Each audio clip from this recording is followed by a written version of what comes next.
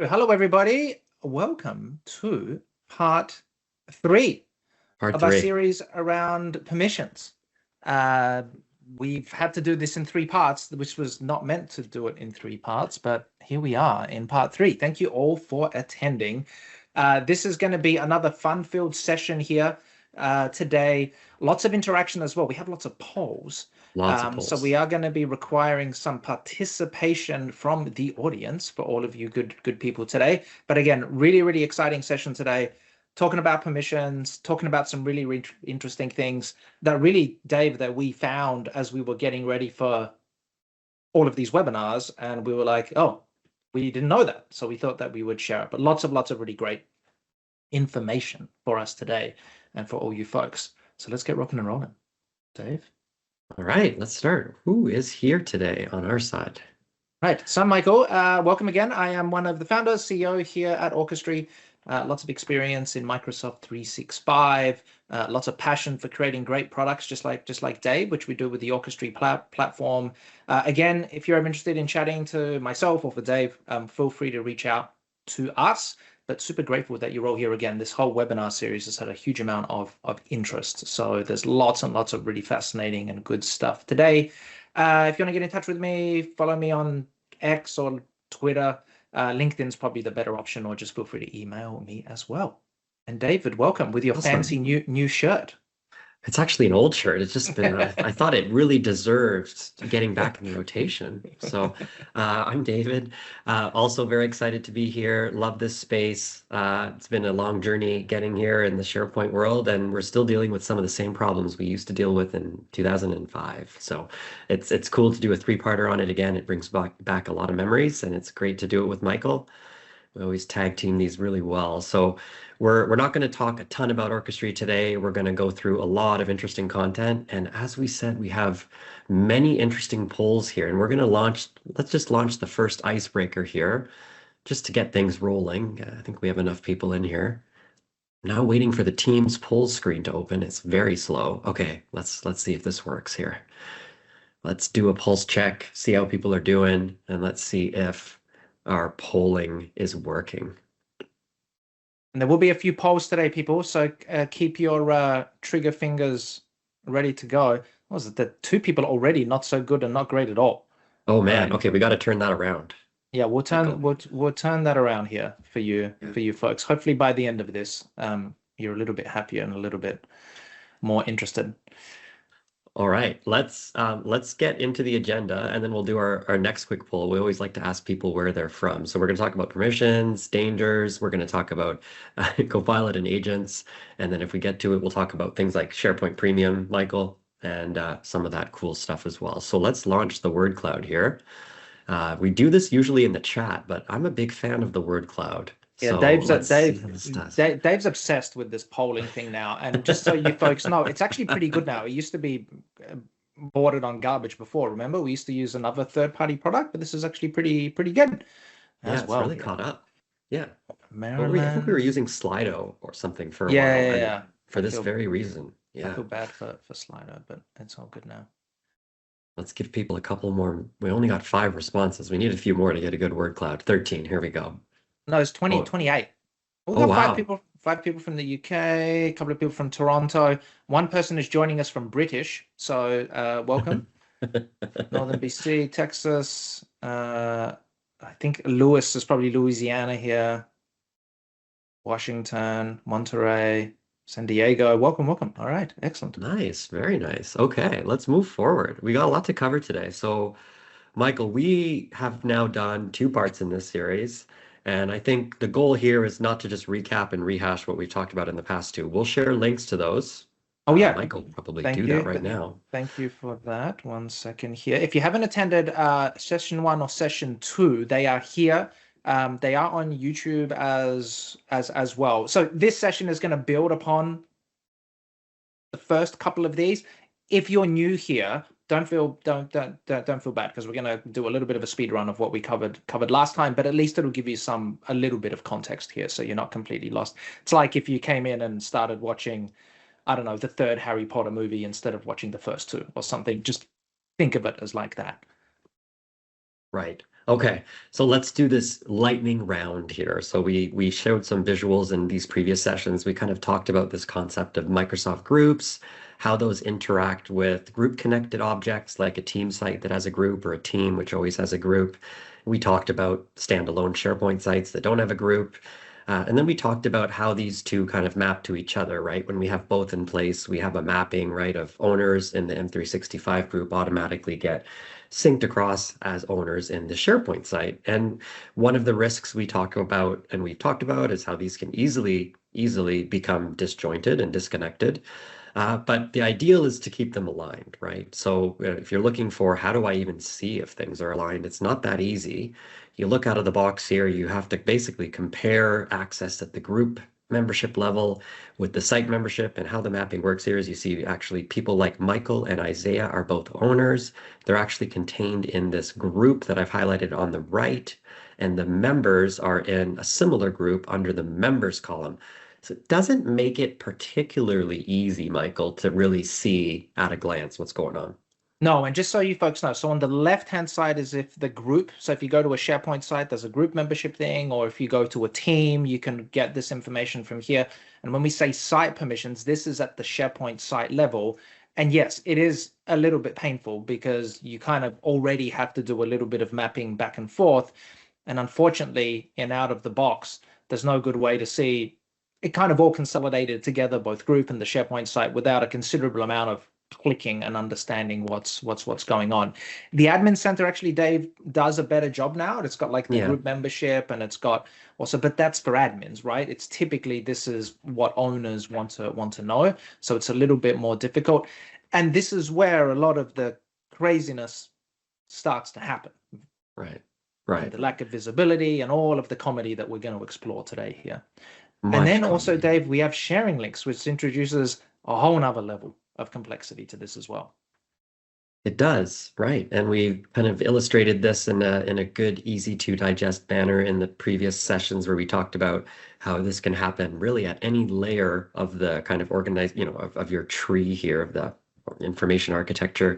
And you could even have multiple links, even different types of links, all to the same object. Now we're hearing that the hero link from Microsoft will remedy that to some degree, but not completely, right? We still have lots of issues with links giving people access, and sometimes giving access without the user really even knowing what's happening. We've showed this recording before, right? Where you copy a link, depending on the organizational default or the site default, you might not even notice that the link being created is either an anyone link or an organizational link, which is effectively a link that anyone in your whole company can use, right? So this can happen super easily. There's really not even any decision making that's been done here. That the link has literally been generated already before you even have a chance to intervene.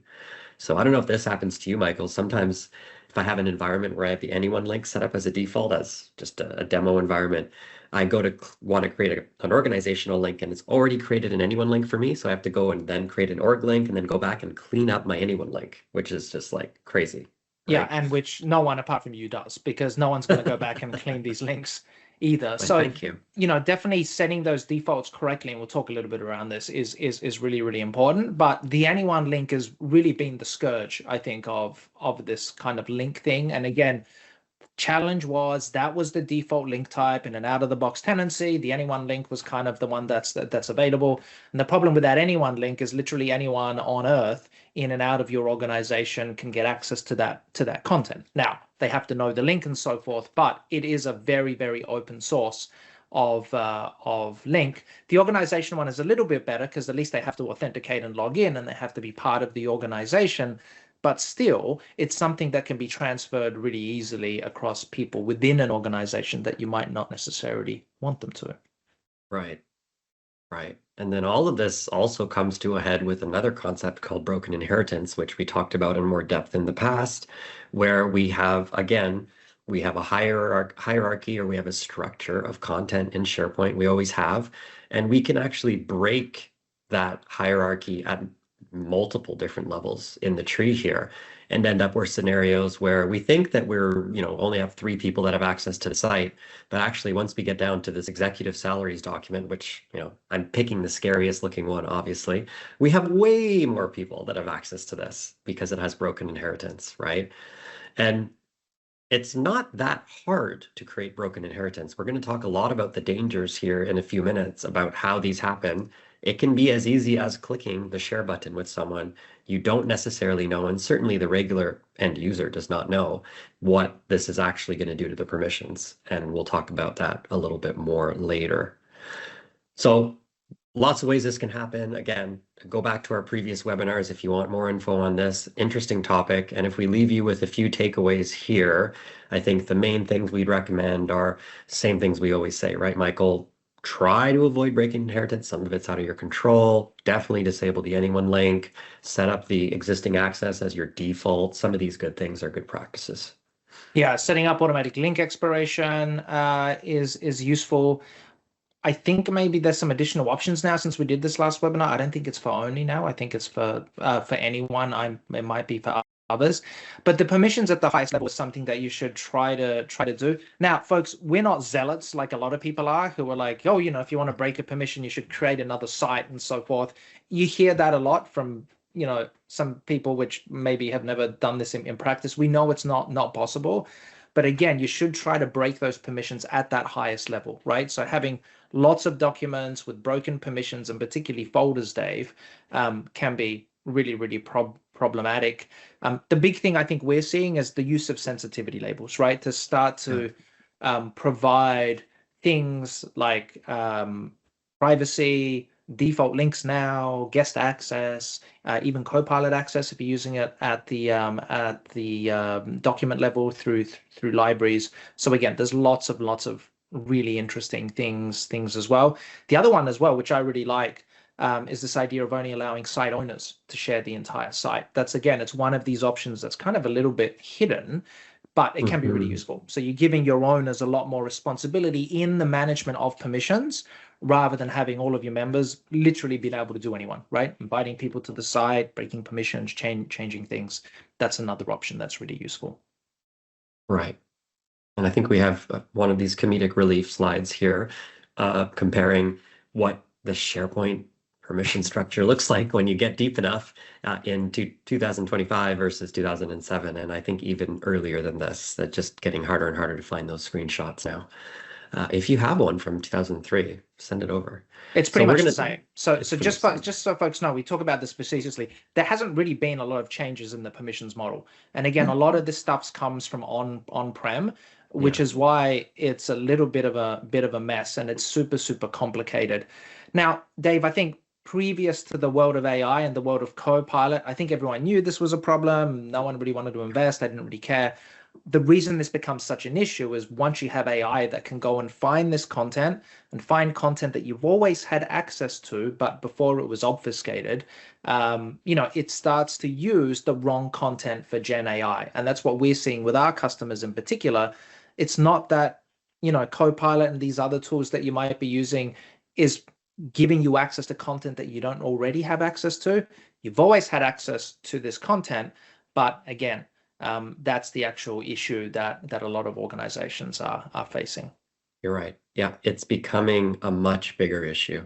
Absolutely. So let's talk about some of these dangers. I think we have 6 of them here, and we have a bunch of polls. So if you're, hopefully you're at your desk, you're ready to click some buttons here, because we are going to test you, and all in the spirit of fun here. So the first one we're going to talk about is this obvious one here with anyone links. I think most of you know that anyone links are really not a good idea and should be locked down except in special circumstances. But this just illustrates where this can go, and it's not an outrageous example, right? All you got to do is forward this to someone. You're forwarding this to your boss. You want to make sure they can open it. Again, if your boss then forwards that link to someone else and that chain continues, you've completely lost control of who has access to that content, right? And that's risk number 1. So this is an obvious one.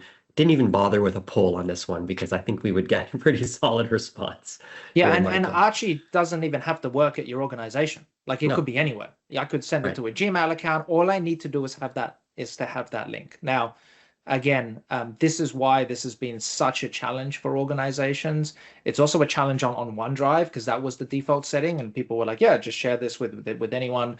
But that's the issue, right? As Right. well, that in a lot of organizations, that anyone link is the default link.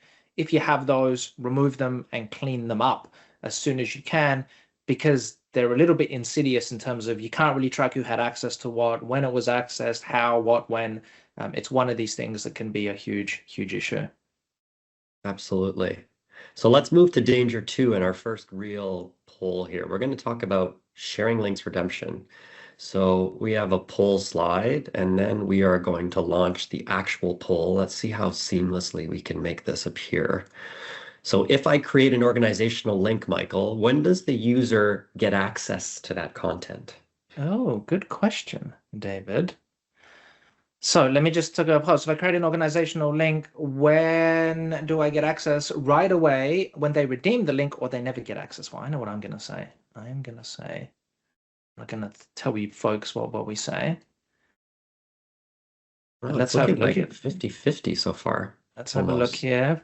Let's wait for another 10 seconds, folks. 41 responses. Very good, right? But they never get access, Dave. I mean, that's kind of one of these. I just went a little bit overboard there. Sorry about that. Yeah, we wanted three, so there we go. Okay, so let's close it. So we've got 54 and 43. So some people here got the answer, and we'll talk about that. So let me close the poll here. So actually, this type of link, what it's doing is it actually, yeah, good point, Mark. I should have done that actually. That would have been better. When you redeem this link, there's actually a concept of redemption, which is weird in itself. I don't think people intuitively think that this is actually the way that it works. This is how the organizational link works. And actually, I tested this again. It also does this, Michael, with the anonymous link in some cases as well. So for what happens here is that we essentially create a portal or a doorway to content with the organizational link, right? And if we look at the left here versus the right, on the left, this is me issuing the link. I've created the organizational link, and you notice here the structure looks relatively unchanged, right? We don't have any call out here that any new people have access.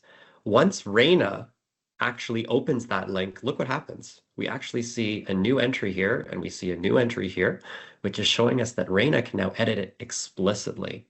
So you might be thinking, weird, didn't expect that, but why would I even care, right? And one of the reasons we care is we're going back to the AI link here. That's the whole, I think, point of this webinar. That's at some degree here, Michael, right? Is what is the impact on tools like search and tools like Copilot? Well, there is a very direct link, right?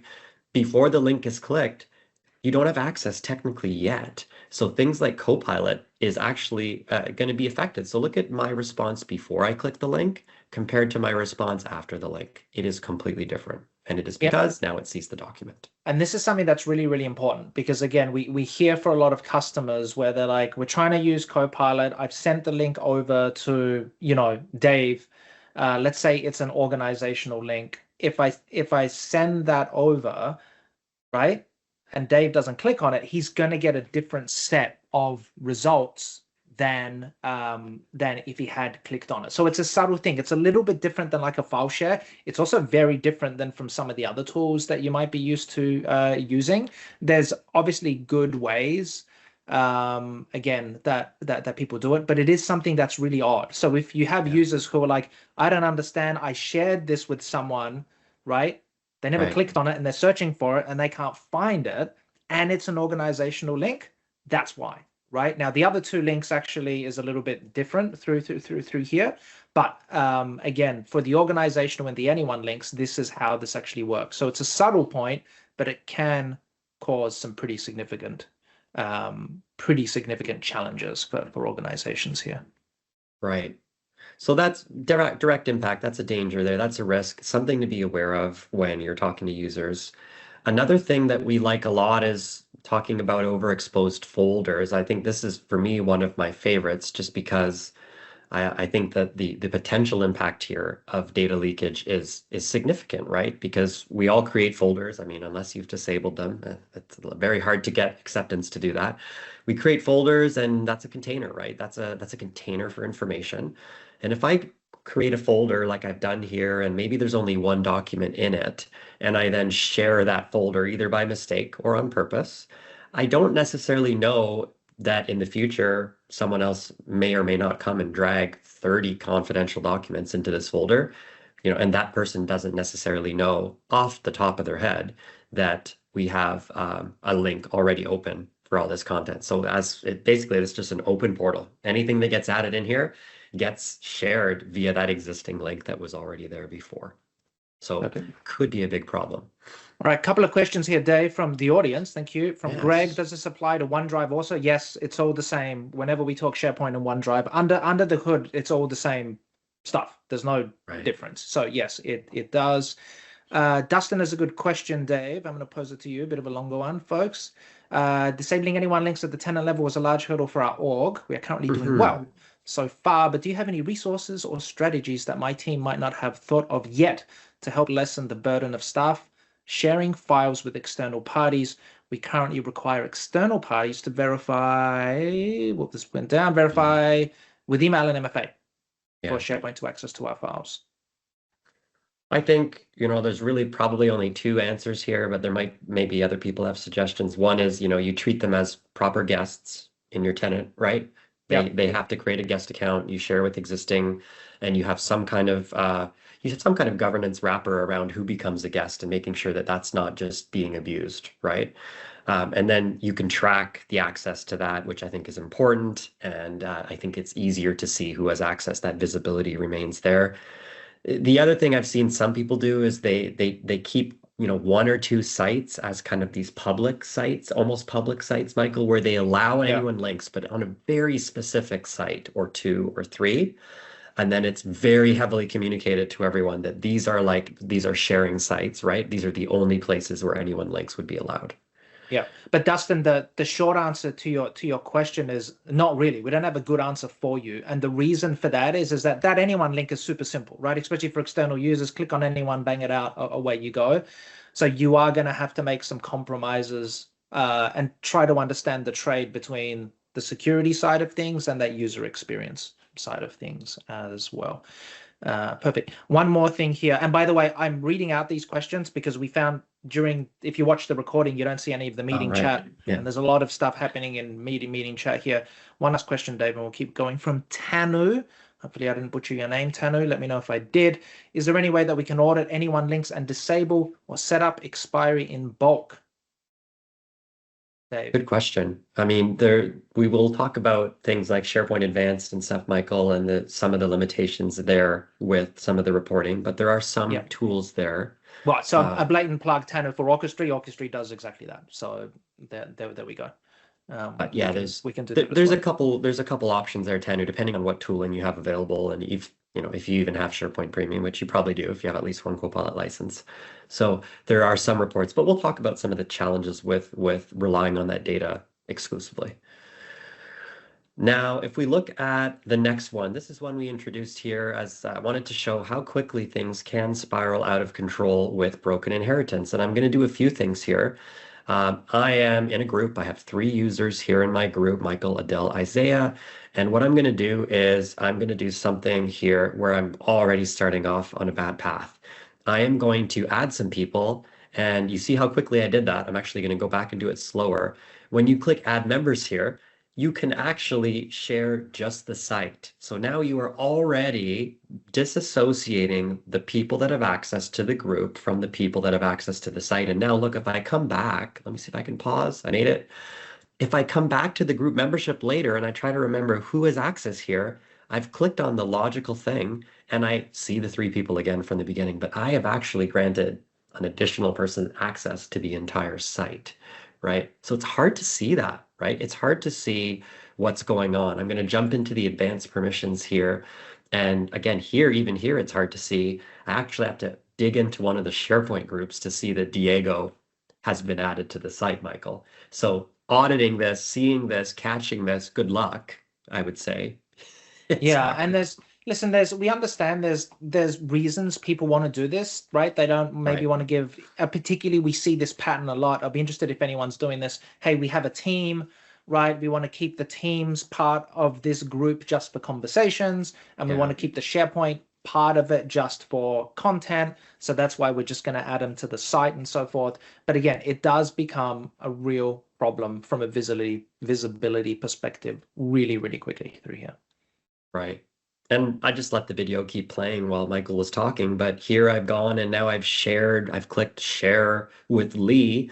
Now I'm in a library, I'm at a folder level. That's gonna break inheritance as well, right? And so we have site and group disassociation, we have libraries breaking, we have folders breaking, and then we often see, again, another common pattern is people even go and break permissions here right at the document level, Michael. We see this all the time, right? Yeah. So this is literally me showing you how I arrived at that broken inheritance visual from a few slides ago with literally like a few clicks, right? Yeah, another question. Sorry, Patrick, I didn't see your question, the Q&A here. Question from Patrick. If I need to create a link to a document for general public access, how can I enable anyone links for just one site and lock the rest down? That's definitely possible, Patrick. Yeah. There's a bunch of different ways that you can do it. You can go do it through the SharePoint Admin Center, but you can. I mean, that's the short answer, Patrick. Hopefully that kind of works for you. If you have any more questions, reach out to us, but you can. So you can have a tenant default for these links set. You can set them individually on a site-by-site basis. You would have to go back and do that through the admin center. We do that within Orchestry as well. We allow you to create templates, and you can have different configurations on different templates. So we can do that from the very get-go. But to answer your question, yes, you can do that. We've even seen people go down the route of, remember, Dave, we had one customer, they created a site, they enabled anyone links, they created like 2 or 3 of them for documents that they wanted a bunch of people to have access to, then they disabled anyone links and put it to a more of a strict thing, and they had those available. But there is things that you can do. It does require a little bit of work though to make that happen. Right. Okay, let's move into Danger 5 and another little quiz here. So we're going to talk about a very interesting one. It is a good one. Now, this is one that basically, Dave, the reason that we did this webinar originally, because Dave and I were shocked when this happened. So this is going to be a good one. All right, so I'm going to launch this, and it's a very straightforward yes or no. So we might get some good guesses anyway. Does the copy link and the share button actually do the same thing? What do you think? I mean, you got a 50% chance here. Should have put a third. Couldn't think of a good one. Now it's and let's throw another thing into here. What do people, maybe we can answer within the chat here, because I think what about the send link, Dave? Does the send and the copy link button do the same thing? You're gonna people have to answer within the chat here as well. So we've got, and there's, again, this is why it's so interesting. I think we screwed ourselves because everyone's saying no, because we talked about this. But here's the other question. If I put someone's name into that email thing, right, and I click on send, does that do the same thing people think than if I put their name in there and click on share as well? So it's a little bit of a different question, and you're going to have to answer within the chat here. I think we might have butchered this, but it is what it is. It's a really interesting one, right? So obviously there's a lot of ways to share content. Just a few of them here, right, Michael, that you put in here, and there's a lot of layers in which you can change that. But if you look at copying links versus sharing, we're actually going to go through these very carefully, very slowly here, and show you how this behaves because it's not intuitive at all. So when you send a link here, I'm going to show you first the sending a link here.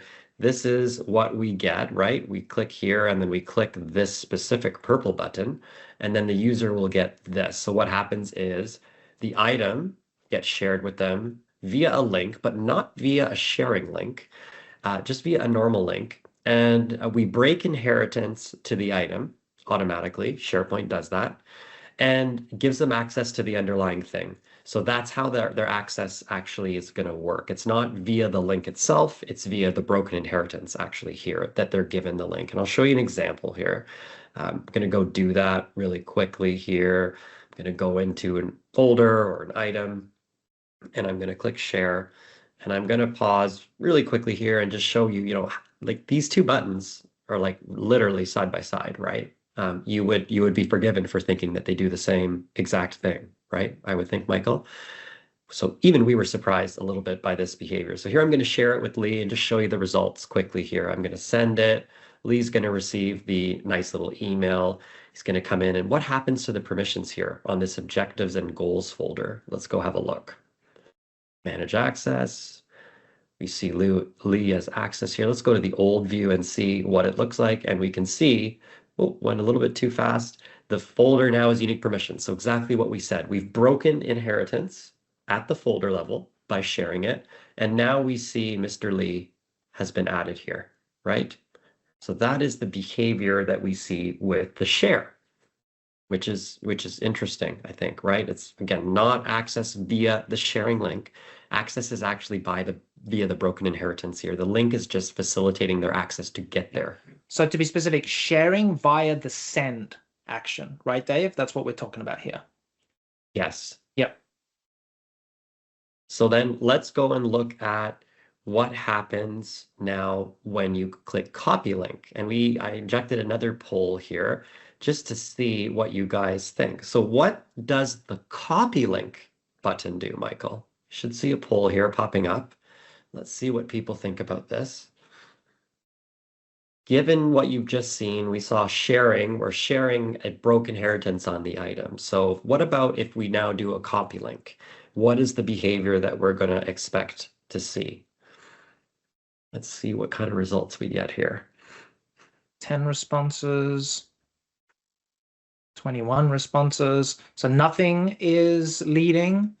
Break inheritance for the items coming in a close second. Breaking inheritance for the item in the library, and breaking inheritance for the item in the library and the site is also coming up here as well. Interesting. I think, yeah, I'm glad I put that in there. So we got 41 responses. Not bad. 44. Okay, I'm going to close this.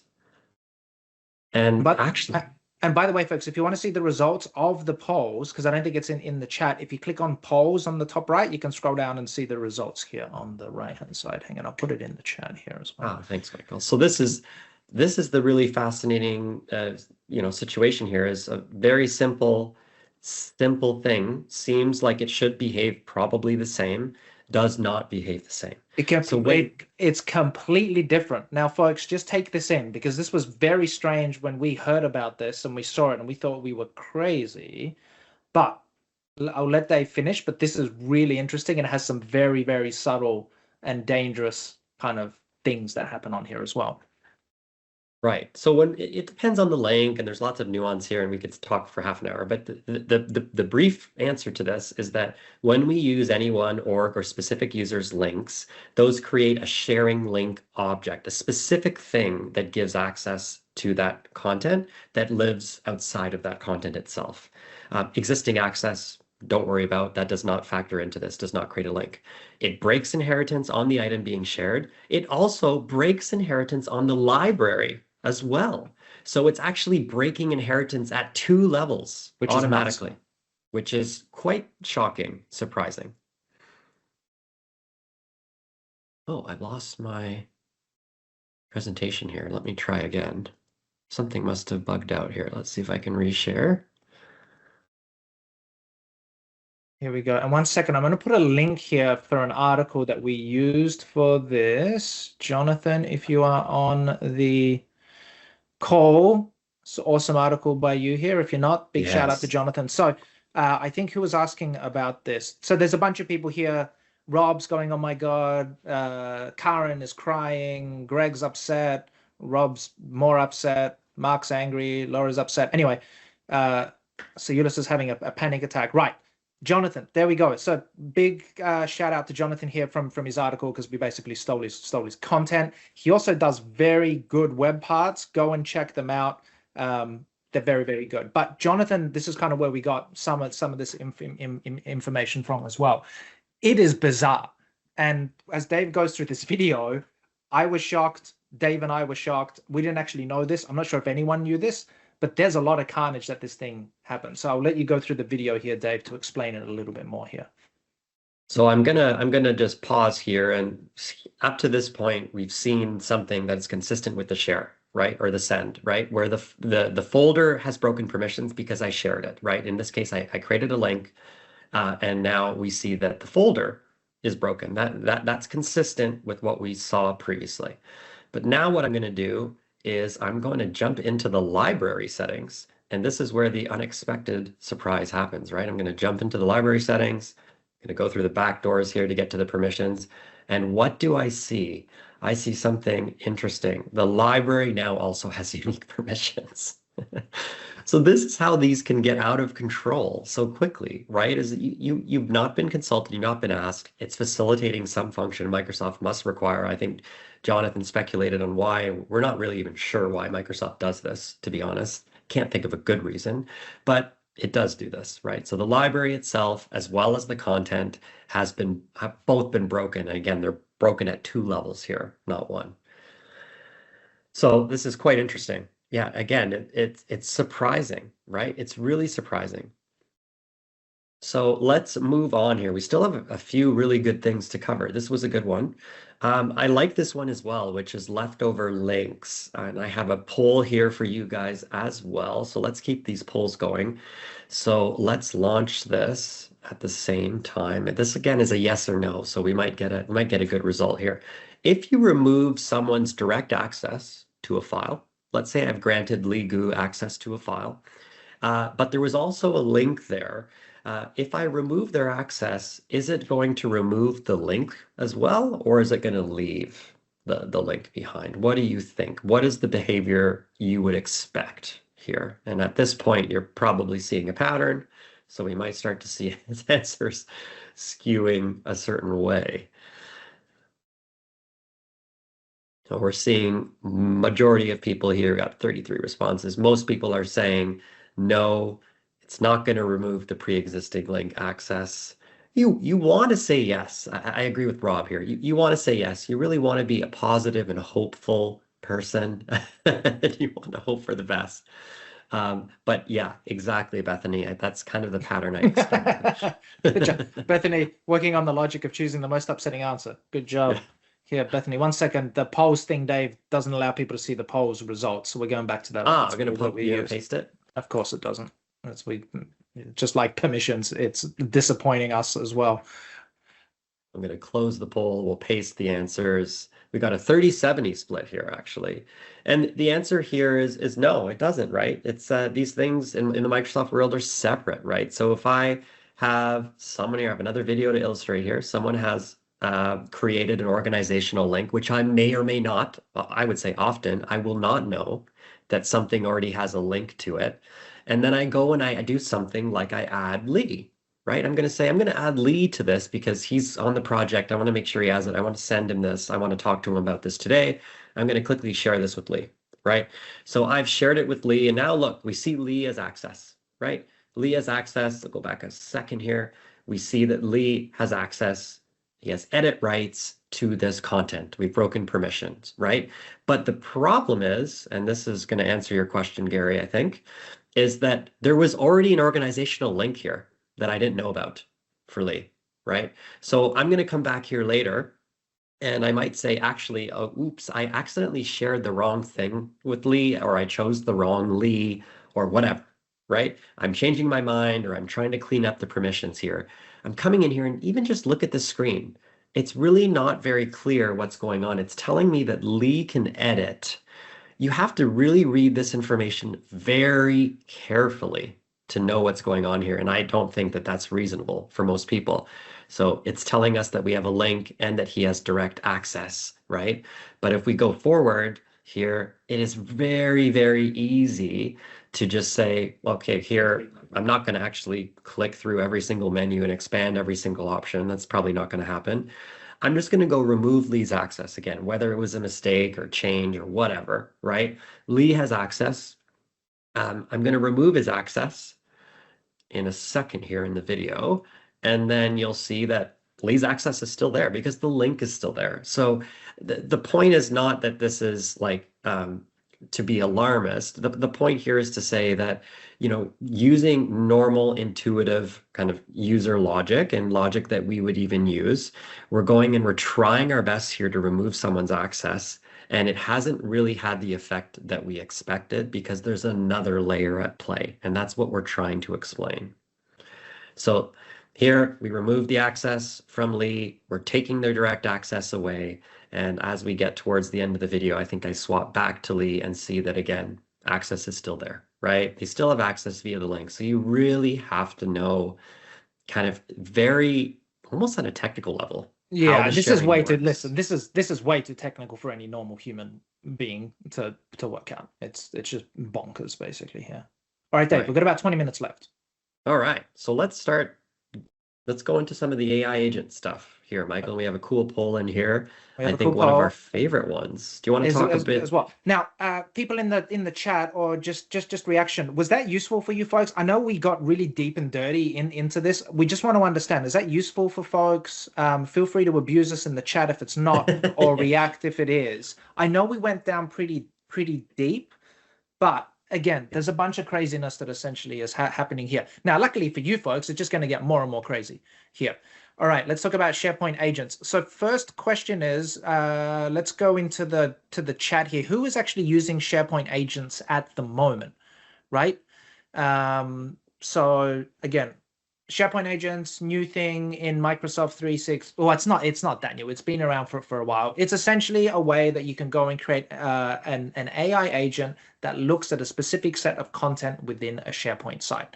Pretty easy, pretty simple, right? You get a default one for every SharePoint site that you have. Tremendous, right? Now, there's some really good governance controls, Dave. One would say here, I can go and create an agent and I can set it as the default, for instance, right? Sure. And I can also set it as an approved agent because, David, as a good site owner, if I go and create an agent, I just want you to be able to go and have the approved agents. And of course, as the owner, I want to make sure that, if I'm using agents, that this is all going to work tremendously. It's set as approved. And I don't have someone like a Dave Francoeur here Oh who's no. not even an owner be able to do something that I shouldn't be able to do. So let's go to the next slide here, Dave, if you can. Should we go straight to the poll, Michael? Well, let's go back to the permissions thing. So Okay. just let people know really quick, and then we'll go back here as well. Okay, so you know about these agents. They're configured within an agent file. Now, how do permissions affect SharePoint agents? Just so you know, SharePoint agents can only look at content within SharePoint, and it's only going to give you the ability to look at content that you have access to, right? By default. If you want to get more permission and you want to do something else, you have to look at Copilot Studio through here. But this is basically pretty simple. So this is the use case here. I've gone and I'm an owner. I'm a good owner of a site. I've created myself an agent. I've configured that agent. I've configured, David, the documents that I want it to look at, because I want that agent to be able to give really good answers, particularly because I'm paying $30 a month for these people to use these agents. So God only knows I want to be able to do that. So let's go to the question here, folks. Right. I've gone in and I've created a SharePoint agent. Then I've gone and added a bunch of people to my site, but they're not owners, Dave. We want to collaborate together, right? Now, I've created an agent as an owner. I've even set it to approved because I want to make sure that that agent is going to be approved and people maybe can't go and edit it and change it. So the question for you good folks is, can any member in a site edit a SharePoint agent once it is approved? Now, this is important. And maybe it's not important. Maybe I'm trying to skew your responses here, but this is important. The question is, can any member in a site edit a SharePoint agents once they are set to approved? And Edward, you're trying to get fancy here. Let's assume these are normal members as part of the normal members group, right? As well. So let's wait for a couple of minutes here. And we're going to show you an answer. And then in real time, we are going to show you some hilarious. Correct. Once the agent is approved. Okay, I think we got how many do you have in your set? I got 35 responses. I got 35, so I'm going to close it, paste it, and you take over, Michael, with your live Okay, so let us go here and let us go. Hang on, folks. We're going to do a bit of sharing. Okay, hopefully everyone can see my screen here. Please wave frantically if you can or cannot, or if you can, that'd be great. All right, here we are. We are in our product webinar 2025 site here, and I've created an agent. Let me just refresh this page here so we know it's live. It's not another video of we've got. Now, a quick tip here. Everyone's annoyed this takes so long. Look how long this is taking. Well, where's the buttons? You just click on your little logo here. I'm going to do that again. If you don't get anything out of this webinar, look at this. Click on that, bang, your buttons are here. It's probably going to save you 5 seconds each time you load a page, but it's really useful. So I've gone in and I, as an owner, have gone and created a custom agent for this, right? Now, if Microsoft would load here, let's do that. Here is my product webinar info agent. I've even made it as approved. And I can see that it's approved because it's approved from the site. So really useful. So of course, this product agent, it looks at all of the content within here. We've just dumped in a bunch of content for Orchestry here, a bunch of planning guides, some really good case studies, even some Gartner presentations that were mentioned in. Tremendous, tremendous. I go in here and I'm like, is Orchestry a good M365 governance product, right? A blatant sales thing here as well, folks, but hey, that is what it is. Now this is going to go and answer this. Firstly, I don't know what people have noticed. Dave, this agent experience is extremely slow. Very slow. In my mind. It's I don't know what's going on. It could be just our environment, but this is brutally slow. But luckily, I think it gave us the bad answer. You asked whether Orchestra is a good governance solution. Sure. We do a bunch of stuff. Final verdict. Let's get out of here. Strong, David. Strong. Strong. Okay. Very good. Strong. Strong. Now. now I take over and I start. Correct. Now, I've already invited Dave in through the back way as we've talked about. So Dave is a member. Now, let's swap over back here to Dave here as well. And let's have a look. All right, I'm going to share. Okay, Mark, excuse me. Good's not subjective at all. I mean, come on, let's be honest. I'm going to share my whole screen here. It's very scary, but I want to show you why. So I actually have a fun example that we came up with. So I've got this great little document here where I've put in my opinion. I've said that the top governance tools are AvePoint, Banana Tree, and Zoom, and I've even written in here the worst possible tool you could buy is Orchestry. It's actually terrible. Right. It's downright terrible. So what I'm going to do is I'm coming in. I'm just a member of this site. Sure, yeah, so Dave's a member, right? So Dave's a member. And remember, this thing has been approved. But Dave's just a member. Approved. It's been approved. And like Michael said, that previously the behavior of this and Michael's understanding and everyone's understanding was that it was sourcing all the information from the site. But look what I can do. I can say, I'm going to change this behavior. I'm going to upload a new document here from oh, actually I got to upload it first. I'm forgetting my order of operations here. I'm just going to drag my document in here. Because remember, Dave is a member, right? I'm a member. He's a member, normal. And again, listen, I know people are asking team member or SharePoint member. It doesn't matter, right? They're just a member. So that I could either add him to the group as a member or add him directly to the SharePoint site as a member through here. It doesn't matter. But now evil David Francoeur with his strange French-Canadian surname is basically going in and even saving is hard in here. But I've done it. I've managed it, right? Exactly. Okay. So let's see what behavior we get now, Michael. Now, hang on, Dave. Well, hang on, David. Let's hold our horses here. Surely this agent now has been unapproved or something, right? Because you're just a member. How could you make sure? So if you go and click on the thing on the little buttons, nope, it's still approved. There's been no approval process that I as an owner have to go through. I don't even know that this has changed, but now Dave is going to go put in the exact same question that I did. So what are the best M365 governance tools and how does Orchestry fit in? Be nice if I could type fit in. And we are going to see what kind of response we're going to get here. Now, what do people think is going to happen? Right? Now, exactly. Orchestry is explicitly labeled as terrible in the governance category through here. Now, this kind of is a bit of a facetious thing, but that's how easy it is to save these agents, right? So Mark, where is the save and publish function we get in Power Platform? There isn't, right, at all. With SharePoint agents, because those agent files are just files, right? Literally any member can go and change these agents whenever they want. That kind of approved for this site. The only thing that does is move it from the document library into the site assets folder. into a folder called approve. Doesn't really do much else for you here as well. Now, there's ways you can get around this, but funny enough, it now involves breaking permissions, right? And on this file or changing it and all of that sort of stuff as well. So again, this was an interesting one that we found. Because again, it's kind of problematic, right, Dave? Because anyone can go and start changing these agents through here as well. So I would certainly say that was problematic. Yeah. Then problem. Okay, so let's go back to the slide here. Let's go to the next slide here.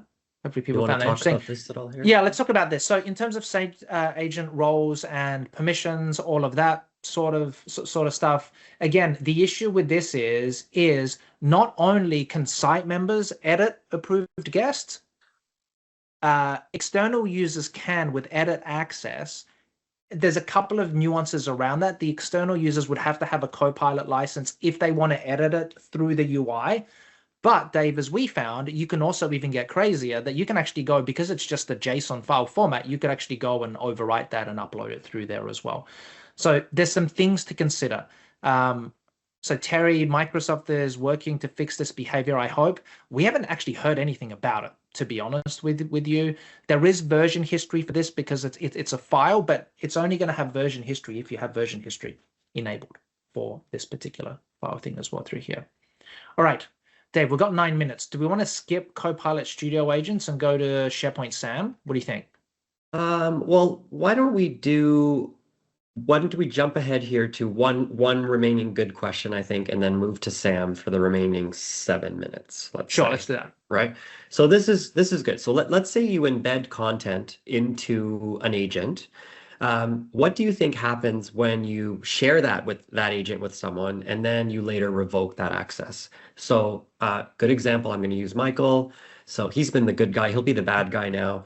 I'm going to create an agent. I'm going to share it with Michael. And within that agent, I actually embedded some content, right? So are you showing something here, Dave? Because we're on poll time. Yeah, we're still on the poll thing. Hopefully should see a poll launching now for people to be able to answer. And again, yes, you guys probably see the theme here, right? So what happens to the content that's embedded in the agent once you revoke the access to that agent? So I've shared the agent with Michael and I said, oops, my bad. I should not have shared it with Michael. I'm going to revoke his access, right? What happens to that content? Is the access to that content removed, or does Michael still have access to that content? And we'll move quickly here. We'll give this a little bit shorter of a timer. We're running out of time here. See what happens. Let's close this down. Let's move to the answer. Access to the content remains in place. So I'll very quickly here, and I'll toss it to you, Michael. Yeah. I've uploaded some files, sensitive files. I've gone and I've shared it, and I've removed the access. But guess what? They can still get to that content, right? Especially if they've seen or already interacted with the agent and now they know where that content is. They have a link to it. They might even have it open in their browser, right? It's grandfathered in, like Chris said. And this is Copilot Agent Build. I don't even know what it's called at the moment. Wasn't it Copilot Studio? Now it's AI. Whatever the hell that product is the one that essentially gives you access. And Mark, no, this doesn't need to be redeemed in any way. As soon as you share the agent with a person, from what I understand, it gives them access straight away through broken perms as well. Yeah. And then if you remove access for the agent for that person, nothing happens. It just basically sits there forever. And Bethany, yes, you folks are doing a good tactic here. Okay, let's go in out of the box tools here. Dave, if you want to go to next question, because I want to talk a little bit about SAM or SharePoint Premium or SharePoint Advanced Management or whatever it is. Yes, Bethany's law of worst possible scenario is actually pretty good. Now, we talked about this last time. For folks that don't have access for SharePoint Advanced Management, you all should. If you don't, buy one Copilot license, switch it on, and you're going to have SharePoint Advanced Management. It used to be $3 per user per month. No one bought it. It was great for us. Now it's essentially free. So again, you can go and get this. There's a bunch of reports that have come out since we've done this webinar here that are really interesting. And one of them, Dave, if you click on next through here as well, one of the new ones is the site permissions across your organization report. So if you click on this here as well, Dave, let's go to the next slide here. Actually a pretty good report. right? It tells you the amount of files, it tells you the items with unique permissions, all of this sort of stuff. Greg is asking, how does SAM compare to Orchestry? We do a lot more. We're deeper in some of these areas, but to be really honest with you, and we don't like to talk nonsense here, SAM actually does a really good job, Greg, of this particular report at the moment.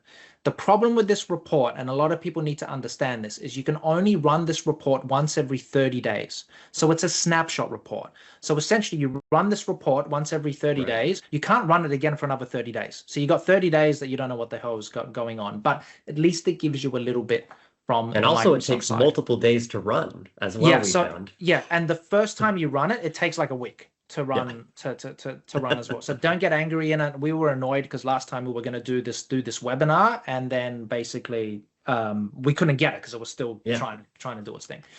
So next slide here, David, here as well. Okay, so one of the nice things that you can do is you can send out basically a permission review. So from that report, you can send out what's called a site access review. The site access review is kind of like Microsoft's answer to the Orchestry workspace review. If you're Orchestry customers, the Orchestry workspace review does a lot more. SAM is a good starting point as well. But the thing with this review is, again, you send a notification to the owners. They have to review these permissions. I'll show you what that looks like in just a second. The problem with this really is one of scale. You can only send out 1,000 site access reviews, and there's no automated way to send them like once a month. You have to go in, you have to do it manually.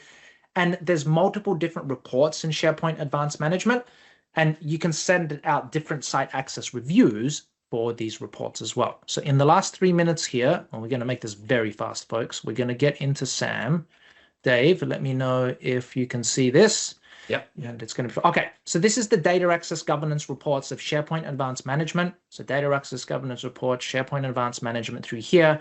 Again, this is the new one, the snapshot report, right? So if I click on view reports through here, again, just so you folks know, I can't run these reports. You can only run them once every 30 days. So it really is a snapshot, right? And you're kind of screwed for the other 29, but at least Microsoft's giving us something that never used to give us anything beforehand. So at least there's something. If I click on view report here, let me get this thing out of the way here. Again, really good information. I really like this, Dave. Number of files, items with unique permissions, total permission users, all of that sort of stuff as well. The date of the report, tremendous, right? Really useful. And I can do these, what were called site access reviews. So I can initiate a site access reviews for the love of, is it Bethany who was the one who had the in the chat? For the love of Bethany, please review these permissions, right? Sorry, Bethany, I'm picking on you, but it is what it is. We're going to click on send. Now, then a site access review is going to happen, right? Now, just like any good cooking show, here's one we prepared earlier. What does this look like from the end user perspective? They get an access review through here. They have to go in. Now, this is where I think this kind of goes terribly wrong, because you're expecting an end user now to go in. And how do they do this? Well, they get a look at this information. There's 3 numbers of groups. Well, that's great. And then literally they have to go in and item by item, go through this same experience that we saw previously. Okay, Microsoft, we're trying to do this quickly for the, there we go, perfect. So they have to go through item by item, and then they have to go and edit items on these things. Now, we've talked about this. I think this is literally impossible. I think everyone just go stop sharing through here, right? But again, this is what you're expecting your users to do. We do it in a very different way with Orchestry, because we know if we send this to a normal team owner, guess what they're going to do? No idea what any of this means. Tremendous, complete review. Done, right? It's not great, but it is something, right? And again, it's one of these reports that you can find through here. The other thing that I don't necessarily like about it is that for each different type of report, let's go back here to data access governance. Oh, we're running out of time here, folks. For each different type of reports, let's say a sharing link report, you send out a different access review for someone to do all of the anyone links versus for someone to do all of the people in your org links, which means you can have a bunch of different reviews through here, all based around permissions. So instead of like one consolidated review, they have to go through like 4, which can be a little bit of a problem. saying all of that, it's a really good step forward, right? We never had any of this previously. This Right. does give you a bunch of information through here. You can also get some pretty decent AI insights out of here as well, but good step in the right direction through here. Oh, damn it, we're out of time, Dave. Okay, let's go We're back out to of the time. slide and let's say goodbye to everyone here. Any questions, Dave, Sunny? Jake had a question. Do you know the answer offhand? Typically, the reporting on the usage of the agents is not strong from what we've seen, Michael. Would you say anything otherwise? On the reporting for agents?